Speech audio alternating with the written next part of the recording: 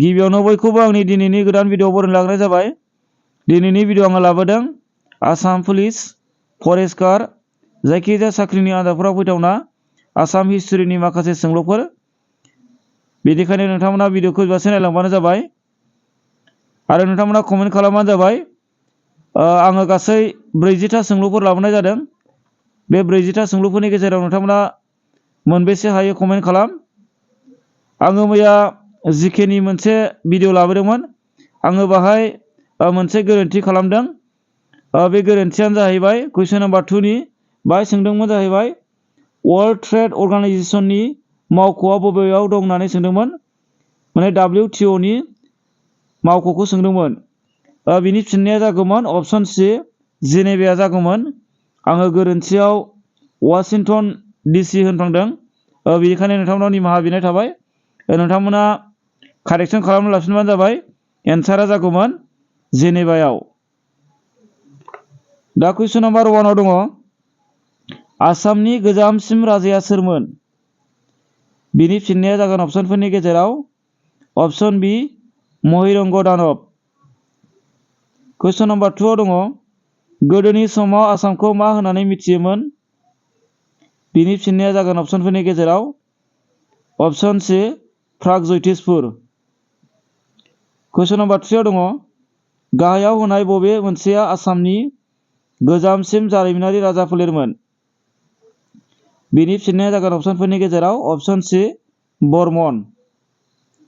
कुइसन number 4 आव दङ आहमनि खुंथाय समाव आफां आसाम ओनसोलखौ खुंनाय समाव दैदेनगिरिखौ मा बिमुं होयोमोन? बिनि फिननाया जागोन अप्शनफोरनि गेजेराव अप्शन ए बरफुकन। कुइसन नाम्बार 5 आव दङ गाहायाव होनाय बबे जायगाफोरा सिपाहि बिग्रायनायजों सोमोन्दो दं? बिनि फिननाया जागोन अप्शनफोरनि गेजेराव अप्शन बी मालेगड़ रुइन्स। कुइसन नाम्बार 6 आव दङ आसामा माब्ला गाहाय कमिसनार प्रदेश जादोंमोन?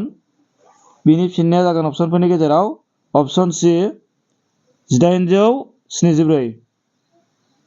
कुइसन नाम्बार 7 आव दङ आसाम गोरोबथानि समाव भारतनि गाहाय मन्थ्रिया सोरमोन? बिनि फिननाया जागोन अप्शनफोरनि गेजेराव अप्शन डी राजीव गान्धी। कुइसन नाम्बार 8 आव दङ यान्डाबु गोरोबथाया माब्ला जादोंमोन? बिनि फिननाया जागोन अप्शनफोरनि गेजेराव अप्शन बी 1826। कुइसन नाम्बार 9 आव दङ हिवेनसांआ सोर राजानि समाव आसामाव फैदोंमोन? बिनि फिननाया जागोन अप्शनफोरनि गेजेराव अप्शन ए भास्कर बर्मन। कुइसन नाम्बार 10 आव दङ सुकाफाया बबे मायथाइयाव चराइदेवआव आहम राजखुंथायखौ गायसनदोंमोन? बिनि फिननाया जागोन अप्शनफोरनि गेजेराव अप्शन ए 1253 मायथाइयाव। कुइसन नाम्बार 11 आव दङ आहम आरो मुगलफोरनि गेजेराव सरायघाटनि दावहाया माब्ला जादोंमोन? बिनि फिननाया जागोन अप्शनफोरनि गेजेराव अप्शन सी 1671 मायथाइयाव।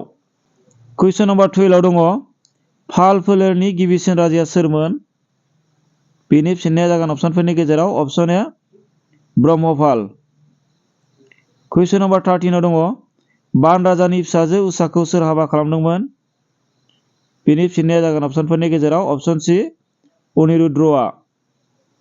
कुइसन नाम्बार 14 आव दङ बवा सोदोबनि ओंथिया मा? बिनि फिननाया जागोन अप्शनफोरनि गेजेराव अप्शन डी हानि बिगोमा। कुइसन नाम्बार 15 आव दङ माननि थामथि गाग्लोबनाया बबे मायथाइयाव जादोंमोन? बिनि फिननाया जागोन अप्शनफोरनि गेजेराव अप्शन सी 1821 मायथाइयाव। कुइसन नाम्बार 16 आव दङ गिबि महामारिया बिग्रायनाय समाव आहमनि राजाया सोरमोन? बिनि फिननाया जागोन अप्शनफोरनि गेजेराव अप्शन बी लक्ष्मी सिंह। कुइसन नाम्बार 17 आव दङ आहमफोरा आसामाव बेसेबां बोसोर रायजो खुंदोंमोन? बिनि फिननाया जागोन अप्शनफोरनि गेजेराव अप्शन बी 600 बोसोरफ्राम। कुइसन नाम्बार 18 आव दङ आसामनि उदांस्रि सोमावसारनायाव मुंख्लं जानाय गिबि आइजोआ सोर? बिनि फिननाया जागोन अप्शनफोरनि गेजेराव अप्शन डी मालती मेम। कुइसन नम्बर 19 आव दङ 1942 नि सोमावसारनायाव इंराजफोरजों फासि होजानाय असमिया सुबुङा सोरमोन? बिनि फिननाया जागोन अपसनफोरनि गेजेराव अपसन बि कुशल कुंवर। कुइसन नम्बर 20 आव दङ महात्मा गान्धीया आसामाव गिबियै माब्ला फैदोंमोन? बिनि फिननाया जागोन अपसनफोरनि गेजेराव अपसन ए 1921 मायथाइनि आगस्ट दानाव। कुइसन नम्बर 21 आव दङ सरायघाटनि दावहायाव आहमनि सान्थ्रि गाहाया सोरमोन? बिनि फिननाया जागोन अपसनफोरनि गेजेराव अपसन सि लाचित बरफुकन। कुइसन नम्बर 22 आव दङ मुगलआ आसामखौ माब्ला गाग्लोबजेनदोंमोन? बिनि फिननाया जागोन अपसनफोरनि गेजेराव अपसन ए 1206 खृष्टाब्दआव। कुइसन नम्बर 23 आव दङ मुगलआ आसामखौ खेब बेसेबां गाग्लोबदोंमोन? बिनि फिननाया जागोन अपसनफोरनि गेजेराव अपसन बि 17 खेब। कुइसन नम्बर 24 आव दङ ट्राइबेल लीगआ माब्ला दाजादोंमोन? बिनि फिननाया जागोन अपसनफोरनि गेजेराव अपसन डि 1933 मायथाइयाव। कुइसन नम्बर 25 आव दङ महामुरिया बिग्रायनाया माब्ला जागायजेनदोंमोन? बिनि फिननाया जागोन अपसनफोरनि गेजेराव अपसन सि 1769 मायथाइनिफ्राय। कुइसन नम्बर 26 आव दङ महामुरिया बिग्रायनाया सोरनि समाव थुंगेदोंमोन? बिनि फिननाया जागोन अपसनफोरनि गेजेराव अपसन बि कमलेश्वर सिंह। कुइसन नम्बर 27 आव दङ आहम राजाफोरा स्वर्गदेव बिमुं लानाय खान्थिया सोरनि समनिफ्राय जागायजेनदोंमोन? बिनि फिननाया जागोन अपसनफोरनि गेजेराव अपसन ए सुहुंमुं।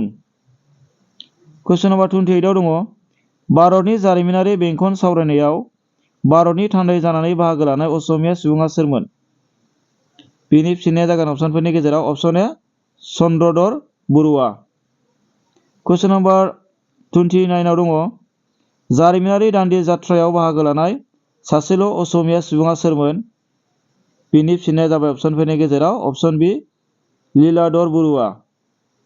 कुइसन नम्बर 30 आव दङ आसाम प्रदेश कंग्रेस कमिटिया माब्ला दाजादोंमोन? बिनि फिननाया जाबाय अपसनफोरनि गेजेराव अपसन डि 1921 मायथाइयाव। कुइसन नम्बर 31 आव दङ 1857 मायथाइयाव आसामनि ब्रिटिशनि हेंथायै बिग्रायखांनायाव दैदेनगिरिया सोरमोन? बिनि फिननाया जागोन अपसनफोरनि गेजेराव अपसन सि मणिराम देवान आरो पिउलि बरुवा।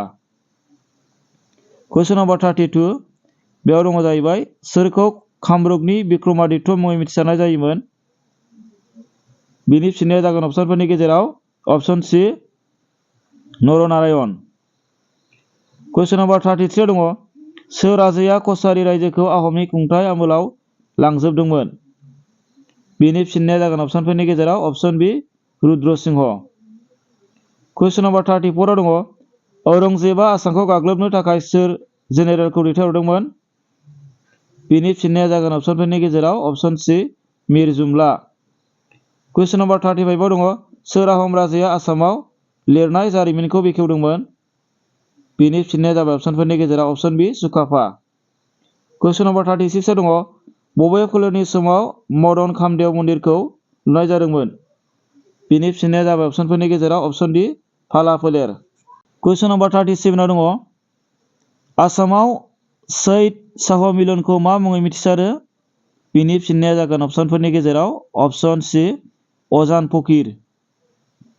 कुइसन नम्बर 38 आव दङ सुदांबाखौ मानो बामुनि राजा बुंनाय जायोमोन? बिनि फिननाया जाबाय अपसनफोरनि गेजेराव अपसन सि बियो ब्राह्मण फोलेराव गेदेर गोलाव जादोंमोन। कुइसन नम्बर 39 आव दङ बबे रादायनिफ्राय सुबुनसिरिखौ आहम आरो कच राजफोलेरनि सिमा खालामनाय जादोंमोन? बिनि फिननाया जागोन अपसनफोरनि गेजेराव अपसन सि माजुलि रादाय। कुइसन नम्बर 40 आव दङ गाहायनि बबे जायगायाव हिन्दु बौद्ध आरो जैननि बायखोन्दा खाम्फा दं? बिनि फिननाया जागोन अपसनफोरनि गेजेराव अपसन बि सुर्य पाहार। दिनैनि भिडिअआ बेखिनियानो। भिडिअखौ जोबजासे नायनायनि थाखाय साबायखर आरो उननि भिडिअआव लोगो मोनलायफिनगोन। गोजोनथोंसै। Thank you.